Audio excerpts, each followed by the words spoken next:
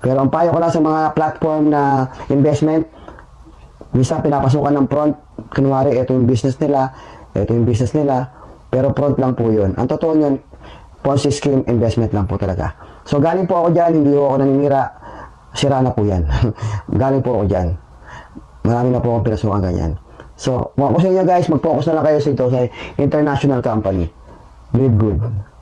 Magaling ang CEO natin, mataas ang credibility, integrity sa US. For 20 years experience, running, operating, multi-level marketing companies. At marami na pong pinatunayan ang ating CEO pagdating sa pagtatayo ng company at pag-ooperate ng company. Mas gusto ko yun. Kampante ako, panatag ako kapag sa live good ako. Sigurado akong hindi masasayang ang binuo kong grupo kasi pang long term. Mga fly-by-night company platform, iwasan nyo na po yan. Sayang lang ang oras nyo, sayang lang.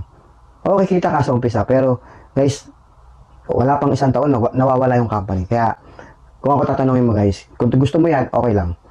Pero ako, galing na po ako dyan. Ito na po pinili ko, live good. Dito na po ako magpo-focus, dito na po ako mag-stay. Ito na po tatrabahuin ko, ito na po ipopromote ko.